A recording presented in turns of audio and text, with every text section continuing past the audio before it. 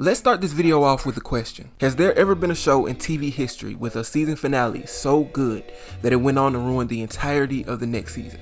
An episode that seemed to tie every loose end while at the same time making viewers that much more excited for the next season, just for the following season to not meet the expectations set by the fans. Today we're going to be talking about Euphoria's second special episode, billed as Jules, but I could have sworn the episode was named F Anyone Who's Not a C-Blob, which in hindsight is a weird name for an episode. Today we're going to compare both special episodes and then we're going to compare them both to season 2 and see where things went left. How did Euphoria go from one of the most celebrated teen dramas of the last decade to having people request that season 3 be their last? We're going to get into all of that, but first we have to talk about where we left off on the actual season 1 finale of Euphoria. I hope you guys enjoy this video. Let's get right into it.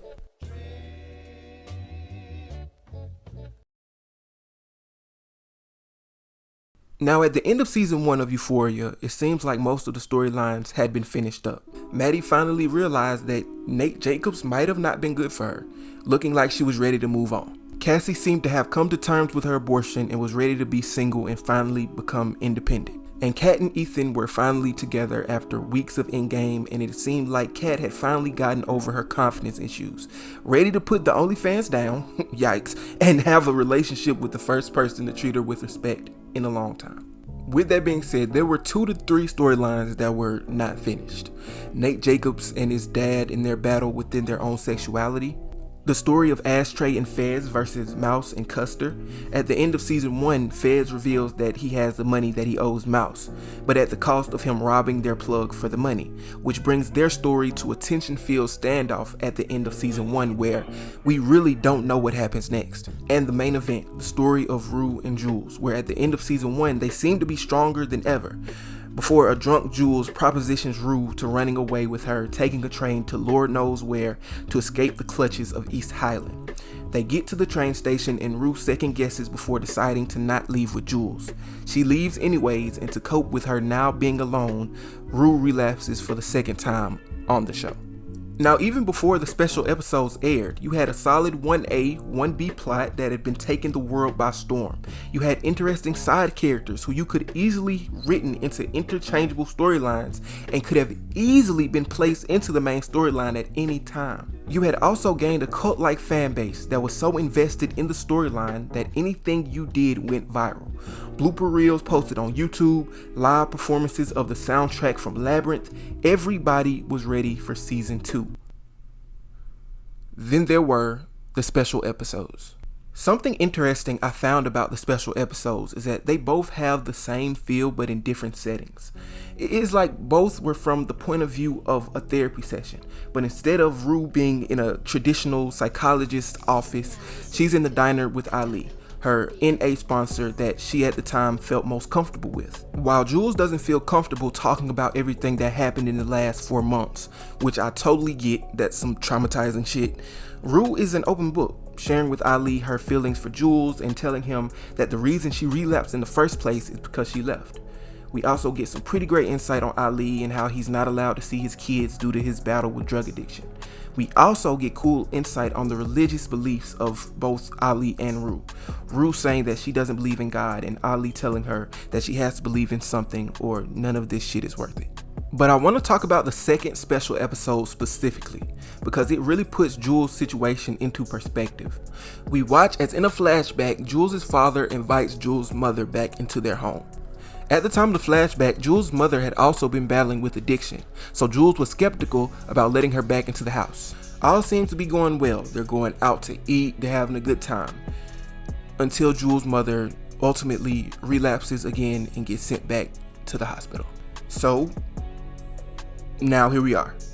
Jules is in a similar situation with her new best friend that she met when she first moved to East Highland. So now all of the weirdness in season 1 makes sense. Like the time she pretty much shut down when Lexi told her that Rue was doing better because of her. All of the drinking at the Halloween party, her ultimately leaving Rue by herself at the train station, it all makes sense. At the end of Jules' special, we get this last scene of her and Rue.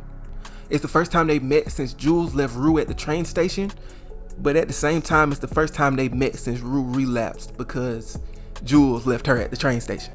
It's a great tear-filled scene, honestly Hunter Schafer's best since the show started. The final shot of Jules in the bed crying while it was raining outside. It seemed to be the perfect way to end their relationship, but it also seemed to be a perfect way to officially end the first season. In my know-nothing opinion, the second season was set up beautifully.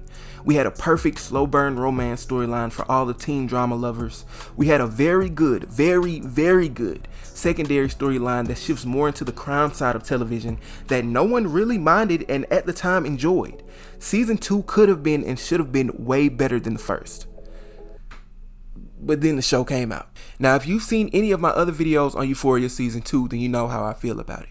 I enjoyed Season 2, but it really feels like a completely different show with completely different main characters. I take that back, I really do. You know what it feels like? It feels like the exact same show, but in a different universe. Rue and Jules end up getting back together in a 5-minute scene at the tail end of the season premiere of Season 2, which made their reunion feel rushed as hell. Their Emmy-winning storyline gets pushed back and treated like a B-plot until halfway into the season. Rue's drug deal with the teacher seemed to be treated with more care. Fez and Ashtray's story progresses pretty well, but goes into the what the hell is even going on territory by the end of the season.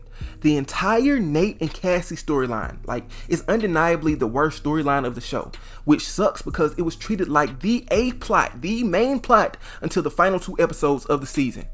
Maddie seemed to be the only character who saw any type of growth as a person, even though she really didn't do anything this season but not be an unbearable asshole. I'm not even gonna speak on the Kat and Ethan storyline because of the situation between her and Sam Livingston. Her story got cut because of that, so whatever. I'm also not gonna be talking about McKay and him not coming back for season 2, so him being literally banished off the show in one of the most uncomfortable scenes I've ever watched in my life. Ultimately, the problem with season 2 is that I think that they try to flesh out characters who didn't really need to be. I mean, Cal Jacobs getting a whole storyline makes sense, but not if he's eating up most of the screen time. Another problem with season 2 is that it seems like they did a great job separating the teen drama storylines and the crime drama storylines in season 1. They completely clash in season 2. Rue with the drug suitcase, Cal trying to play detective because Nate got beat up by Fez. Not only Ashtray becoming a cold-blooded killer at 12 years old, but him also getting shot and killed because of the deal going wrong with Mouse and Custer. The Nate and Maddie gun scene, which is also one of the most uncomfortable scenes I've ever seen in my life. Everything, it was so all over the place. What were they doing? But with everything that went down in season 2, I can't help but believe that if the special episodes never aired, if they never existed, they could have gotten away with a lot of this shit. I mean, there wouldn't be so much hypocrisy between the main characters. Rue and Jules getting back together in the first episode wouldn't have been that crazy. Jules eventually cheating on Rue with Elliot, and I could make a whole nother video on Elliot, but that wouldn't have been that crazy either. Them going from untamed to batshit crazy probably would have been a welcome change. But the special episodes put too much into perspective and got people too invested in the original plot of the show for them to just deviate away from the show like it did. But if I can be honest, I still have faith in Euphoria season 3. Now listen, even though I believe that it should be their last, with rumors of a 5-year time skip and there being even more crazy situations, I believe that if they want to go out with a bang while creating great storylines with great character development, they can.